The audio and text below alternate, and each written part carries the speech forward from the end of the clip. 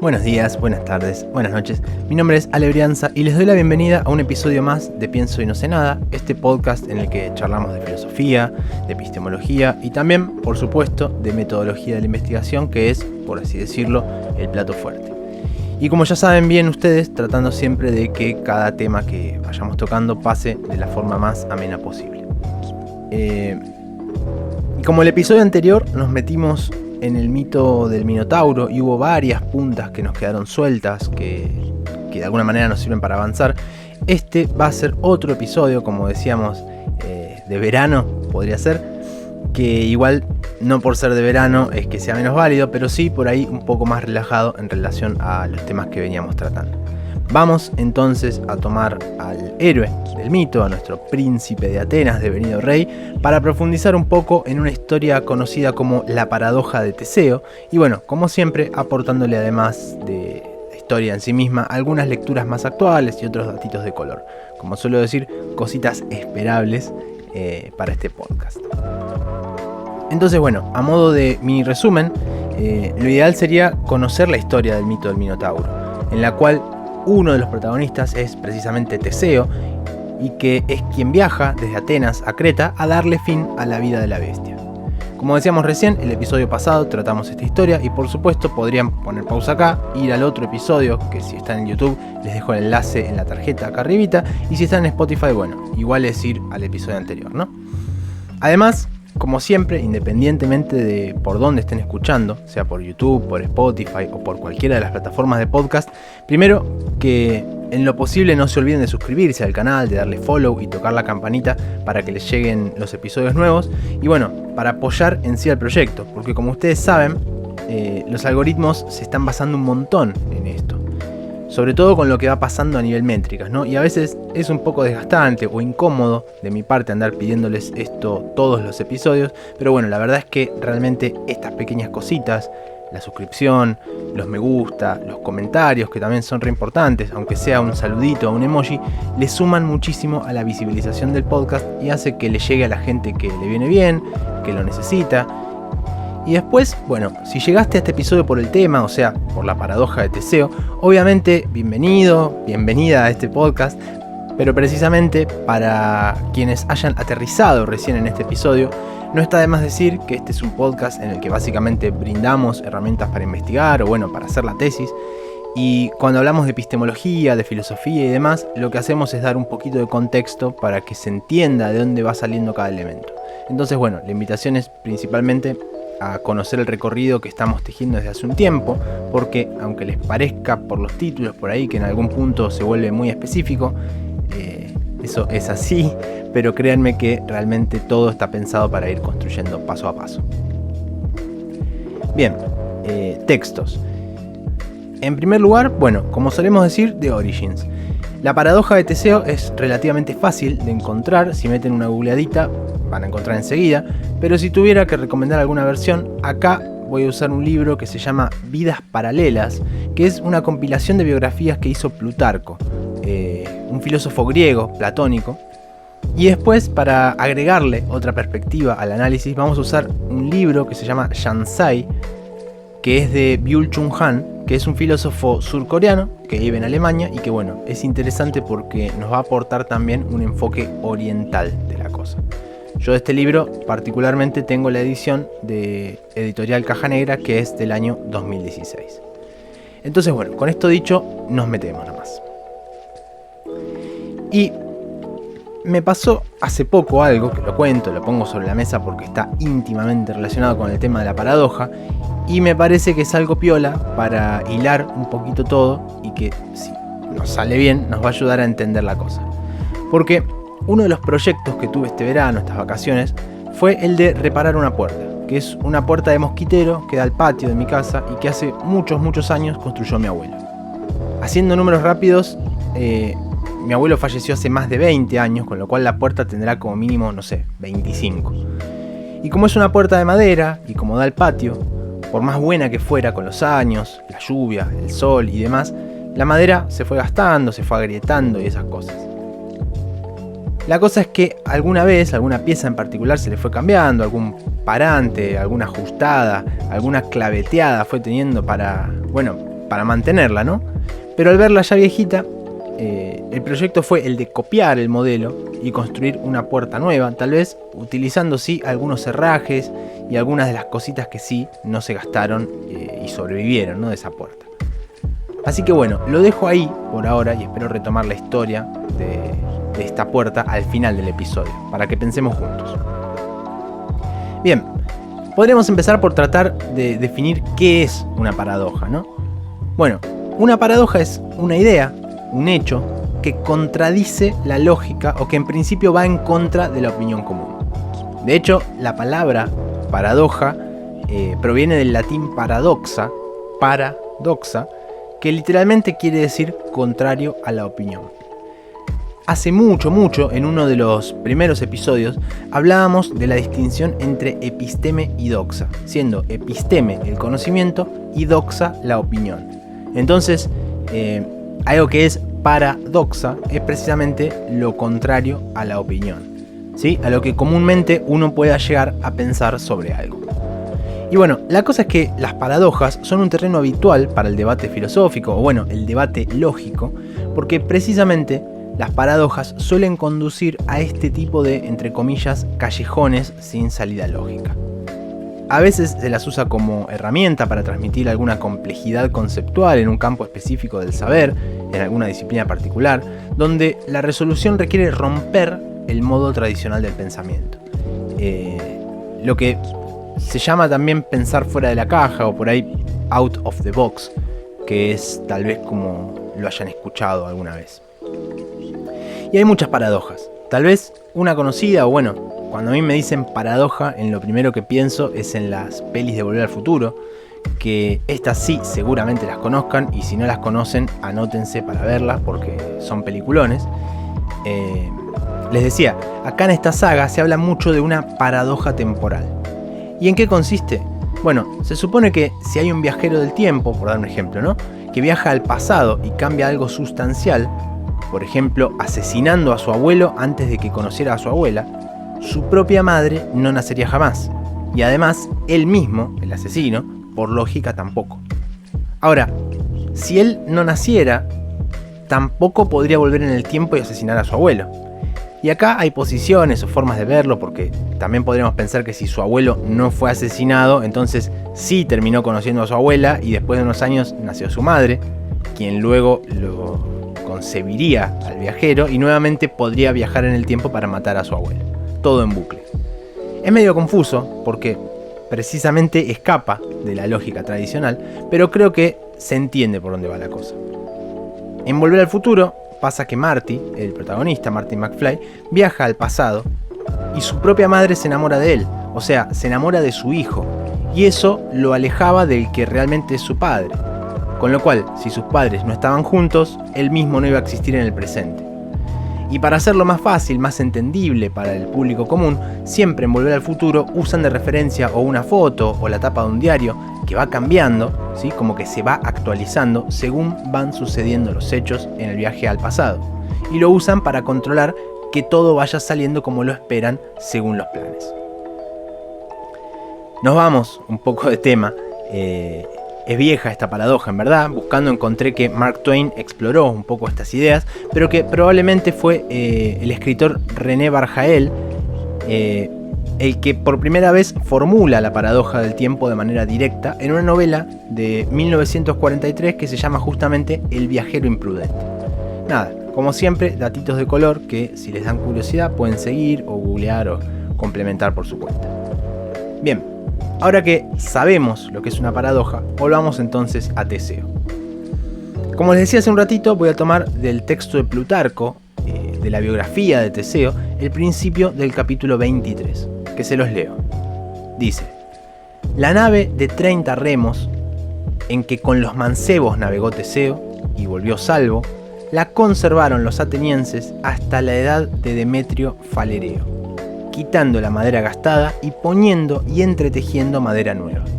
De manera que esto dio materia a los filósofos para el argumento que llaman aumentativo, y que sirve para los dos extremos, tomando por ejemplo esta nave y probando unos que era la misma y otros que no lo era.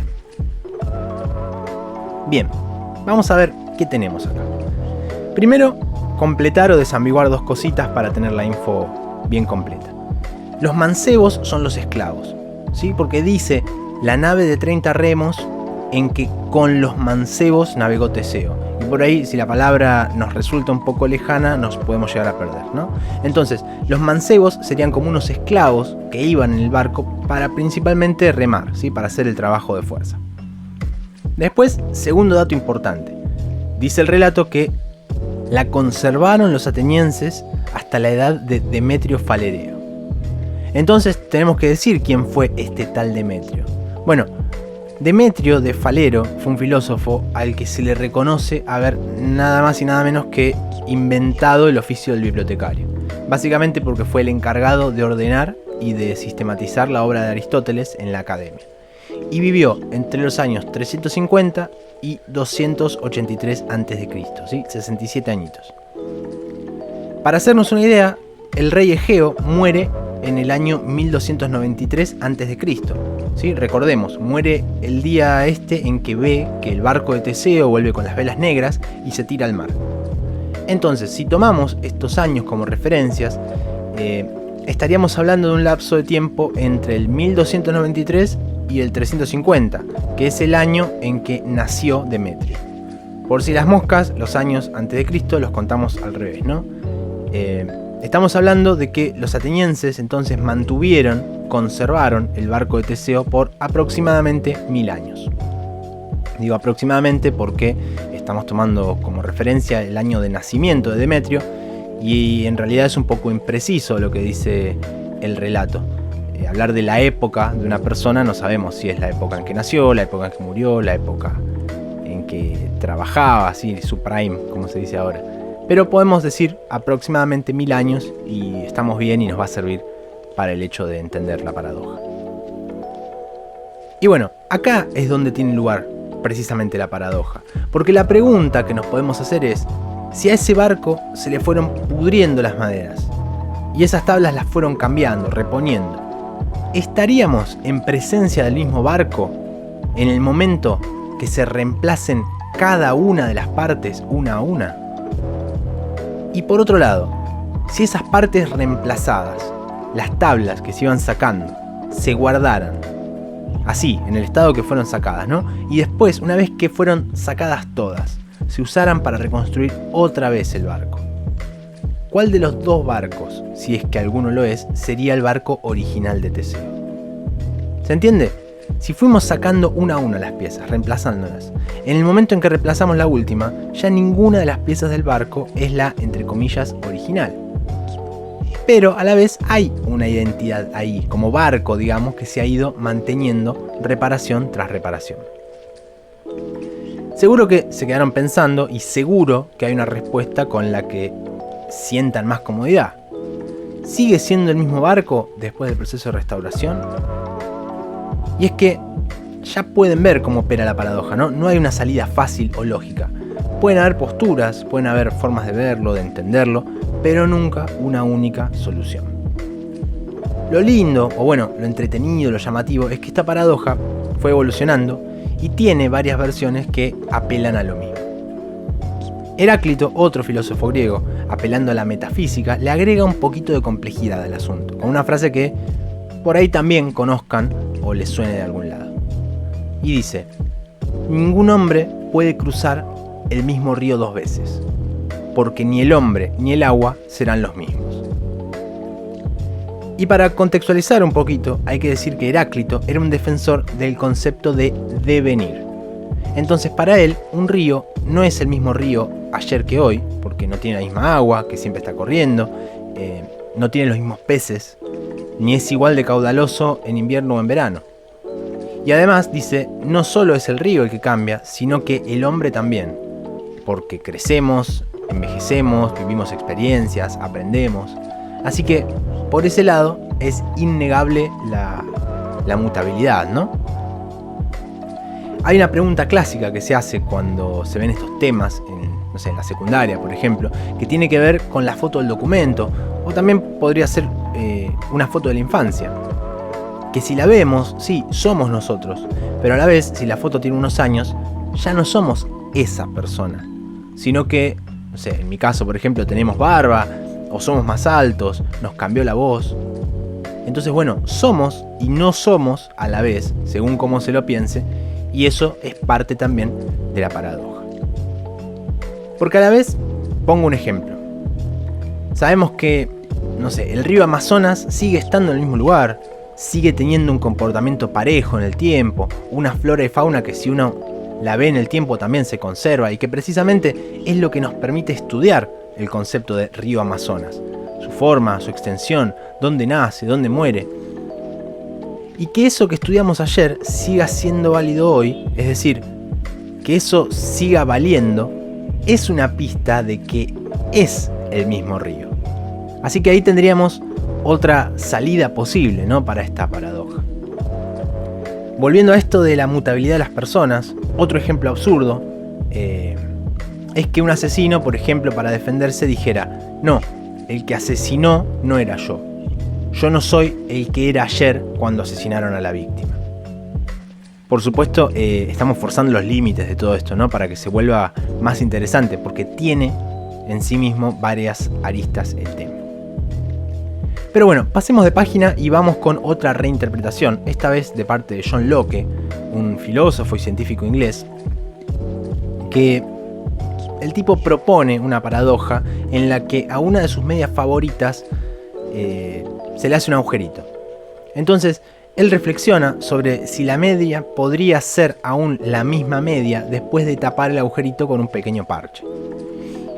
Y si así fuera, si podría entonces eventualmente seguir siendo la misma media después de un segundo parche. Y bueno, si llevamos la situación al infinito, podemos pensar en una situación hipotética en donde la media ya tiene tantos agujeros que los parches ocupan toda la superficie de la tela. ¿Qué pasa ahí? ¿Sigue siendo su media favorita? Vamos con otra, una última reinterpretación. En Estados Unidos hay una expresión que se usa que es la de My grandfather's axe, que vamos a traducir como el hacha de mi abuelo. La frase se corresponde con una historia que dice: esta hacha perteneció a mi abuelo, la cabeza fue reemplazada 2 veces y el mango 1 vez. Y estamos frente al mismo fenómeno, ¿no? Incluso hay otra versión popular en la que en vez de un hacha es una escoba que va perdiendo las pajas y bueno, se las van reponiendo para que siga sirviendo como escoba. Siempre estamos frente a lo mismo. Siempre hay un objeto que se desgasta y que para repararlo o mantenerlo en funcionamiento necesariamente se le van cambiando algunas partes por otras que son iguales. Y que no es ni más ni menos que el concepto de repuesto que tenemos en la vida misma, ¿no? Si se te rompe algo en tu casa, no sé, se te rompe el diafragma del calefón, vas, compras el repuesto, lo reemplazás y listo, el calefón sigue funcionando. Pasa que acá vamos un paso más allá y nos preguntamos, ¿es el mismo calefón o estamos atentando contra su identidad? Ahí está el punto. Y es que por ahí nunca nos ponemos a filosofar por la identidad del calefón, pero acá un poco el ejercicio pasa por ese lado. Demos un salto, como suelo decir, para pasar a otra forma completamente distinta de pensar en esto. Pasamos entonces al texto Shansai de Byul-Chul Han. El texto trata del concepto de Shansai, que es el neologismo chino que se usa para lo que nosotros hoy por hoy llamaríamos fake, imitación o algo trucho, ¿no? Por ahí fake sobre todo lo tenemos asociado hoy por hoy a las redes, que es donde circulan tantas fakes, tantas fake news, por ejemplo, ¿no? Que serían noticias falsas o noticias truchas.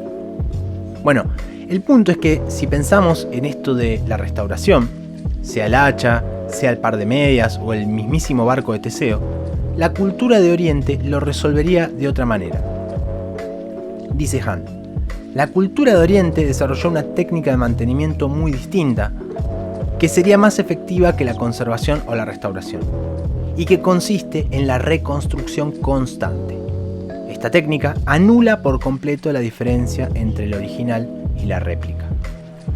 Y nos pone como ejemplo lo que pasa con el santuario de Ise, un complejo de templos que tienen 1300 años de antigüedad y que podría decirse que es el lugar sagrado más importante del Japón sintoísta, que cada año congrega a millones de japoneses. Ahora, si vamos a lo real, al dato puro, pasa algo increíble. Este complejo de templos se tira abajo y reconstruye completamente cada 20 años. Así como escuchaste, se tira abajo y se reconstruye completamente cada 20 años. ¿Y qué sentido tiene esto? Bueno, para nosotros, desde una perspectiva occidental, ninguno. Nos cuesta mucho entenderlo. Tanto nos cuesta entenderlo que incluso la UNESCO eliminó al santuario de Ise de la lista de Patrimonio Cultural de la Humanidad. Ahora, si volvemos a nuestra pregunta, a la pregunta de la paradoja, en este caso, ¿cuál sería el santuario original? Y es que en la perspectiva oriental queda invertida absolutamente la relación entre original y copia, o más bien desaparece por completo cualquier distinción. Para ponernos en contexto con su razonamiento, Han sigue comparando esta práctica con, por ejemplo, el mantenimiento a la manera occidental de la Catedral de Friburgo, que es un edificio de estilo gótico que está en el sur de Alemania, y que pasa gran parte del año vestido con andamios y con coberturas de media sombra que la cuidan principalmente de las inclemencias climáticas, porque parece que las paredes de la catedral están compuestas de unos bloques que están hechos de una arenisca que ya no soporta demasiado ni las lluvias ni el viento. Y bueno, si bien los restauradores intentan conservar las piedras originales lo más que pueden, cada tanto necesitan meter un bloque nuevo construido con una arenisca similar a la original. El resultado de este proceso, dice Han, es el mismo que obtienen los japoneses, pero si se quiere, en cuotas. Con el paso del tiempo, aunque la gente crea que está frente a una catedral del año 1200, cuando se cambie su última piedra, en rigor, no tendrá nada de original. Los japoneses, por su cuenta, lo hacen de un saque. Antes que se arruine, antes que se estropee el templo, lo tiran abajo y lo reconstruyen completamente de manera planificada cada 20 años. Y es interesante esta forma de verlo, porque la lógica oriental toma a la naturaleza como ejemplo. Si la pensamos, todos los organismos, incluidos nosotros, también se renuevan a partir de un cambio ininterrumpido de células. Se podría decir que los monumentos, los objetos originales, se preservan y se mantienen como originales mediante este proceso de mantenimiento o reconstrucción constante, sin perder, desde su lógica por supuesto, sin perder nunca su identidad. Y bueno, creo que con esto tenemos ya bastante para quedarnos pensando el resto del día, ¿no? Y además por ahí ya lo están pensando, pero creo que ya les debe haber caído la ficha de por qué conté la historia de la reparación de la puerta de mi patio. Yo podría pensar que si reemplazo todas las piezas de madera, ya no es en rigor la puerta que construyó mi abuelo, pero si sigue cumpliendo el mismo rol, si sigue teniendo tal vez los mismos herrajes y sigue empotrada en el mismo marco, con las mismas bisagras, ¿no hay algo de todo eso que sí se está manteniendo? Esa esencia, esa identidad que se mantiene es la enseñanza que nos deja la paradoja del barco de Teseo, en sus múltiples formas, y que además, como estuvimos diciendo, no es que haya un acuerdo filosófico respecto a cuál es la respuesta, sino que nada, es algo para pensar y que cada quien encuentre su propia respuesta a este problema, ¿sí? La respuesta con la que mejor se siente. Y bueno, llegamos así al final de este episodio sobre la paradoja de Teseo, y las distintas formas que ha ido tomando a lo largo de la historia. Por supuesto, extiendo la invitación como siempre a que se animen y dejen sus comentarios para sumar cualquier tipo de aporte o discusión. Si tienen alguna curiosidad para compartir y les pinta, o si se les ocurre alguna otra cosa, algún otro objeto de la vida cotidiana en el que aparezca esta paradoja. No sé, pienso ahora en qué pasa cuando mandamos un auto al taller porque fundimos el motor. No es que me haya pasado, no me pasó a mí, claro. Pero nada, recuerden que siempre la puerta a los comentarios está abierta, porque siempre aparece alguna cosita que por ahí, por algún motivo, queda fuera del episodio y terminan siendo buenos aportes al material. Y bueno, nos viene súper bien en el contexto de este espacio, que es una propuesta pensada para apoyarse del intercambio. Y qué mejor que la construcción colaborativa con alguien que está del otro lado, que escucha porque sigue el podcast o porque está estudiando, repasando o lo que fuera. Así que bueno, una vez más, gracias por la compañía y por el aguante hasta acá. Y ya corriendo el riesgo de quedar pesado, mi deber es recordarles nuevamente que si están en Spotify pueden darle follow, y lo mismo si están escuchándolo en YouTube, que pueden suscribirse y darle a la campanita para que les avise con la salida de cada nuevo episodio. Y bueno, también saben que podemos vernos por Twitter, por X, como les guste decirle, y hacer comunidad por ahí, que por allá también aviso cada vez que sale cada episodio. Y ahí me encuentran como @alebrianza. Y lo último, acuérdense que si les parece que el material de los episodios les viene bien para sus clases, para sus seminarios o lo que fuera, pueden usar todo lo que necesiten, porque absolutamente todo el material está completamente libre para su uso pedagógico. Soy Alebrianza y una vez más, gracias por acompañarme en esto que se llama Pienso y no sé nada. Hasta la próxima.